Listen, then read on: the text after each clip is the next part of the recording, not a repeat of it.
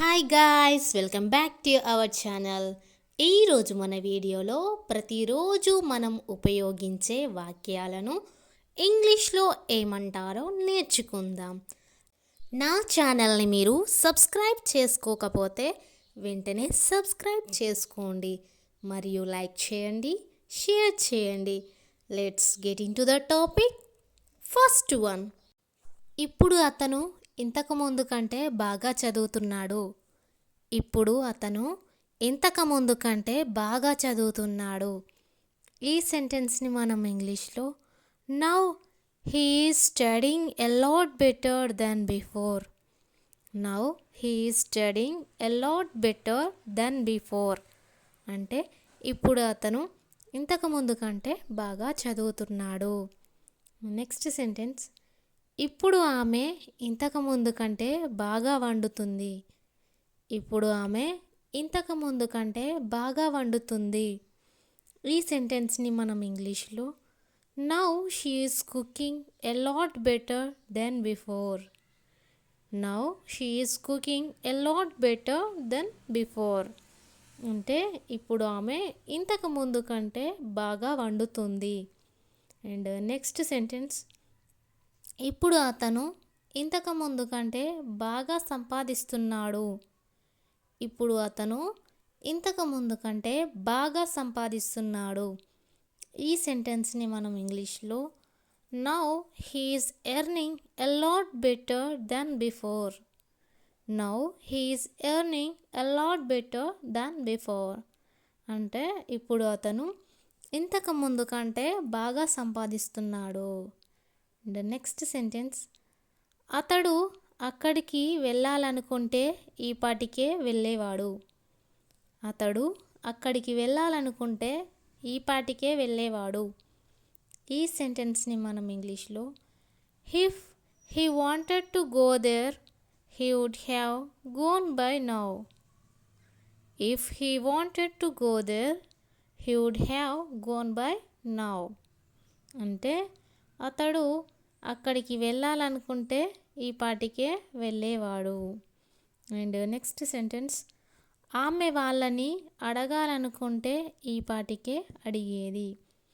ఆమె వాళ్ళని అడగాలనుకుంటే ఈ పాటికే అడిగేది. ఈ సెంటెన్స్ని మనం ఇంగ్లీష్లో if she wanted to ask them she would have asked by now. If she wanted to ask them she would have asked by now అంటే ఆమె వాళ్ళని అడగాలనుకుంటే ఈ పాటికే అడిగేది. అండ్ నెక్స్ట్ సెంటెన్స్, వాళ్ళు ఈ ఇల్లు కొనాలనుకుంటే ఈ పాటికే కొనేవాళ్ళు. వాళ్ళు ఈ ఇల్లు కొనాలనుకుంటే ఈ పాటికే కొనేవాళ్ళు. ఈ సెంటెన్స్ని మనం ఇంగ్లీష్లో if they wanted to buy that house they would have bought it by now. If they wanted to buy that house, they would have bought it by now. అంటే వాళ్ళు ఈ ఇల్లు కొనాలనుకుంటే ఈ పాటికే కొనేవాళ్ళు. అండ్ నెక్స్ట్ సెంటెన్స్, కాసేపటి తర్వాత నేను బ్రేక్ఫాస్ట్ తినవచ్చా. కాసేపటి తర్వాత నేను బ్రేక్ఫాస్ట్ తినవచ్చా. ఈ సెంటెన్స్ని మనం ఇంగ్లీష్లో can I have my breakfast after a while. Can I have my breakfast after a while అంటే కాసేపటి తర్వాత నేను బ్రేక్ఫాస్ట్ తినవచ్చా.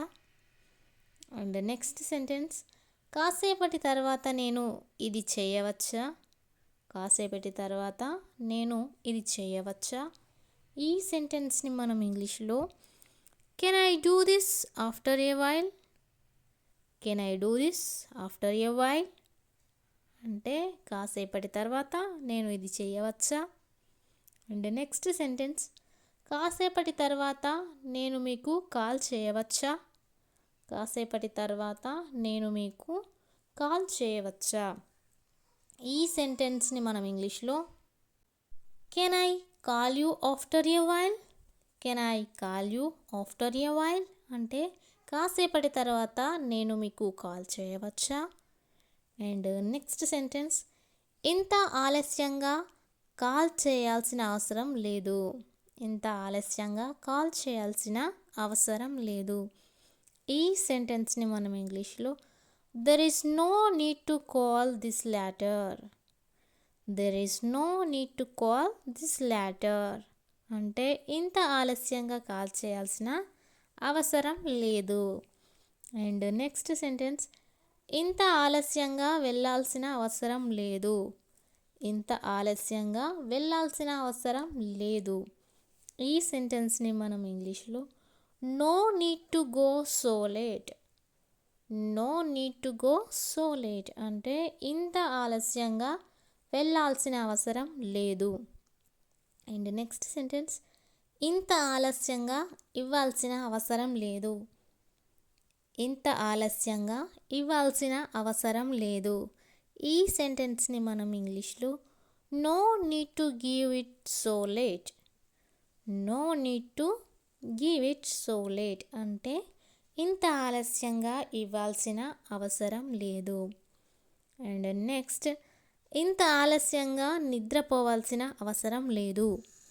ఇంత ఆలస్యంగా నిద్రపోవాల్సిన అవసరం లేదు.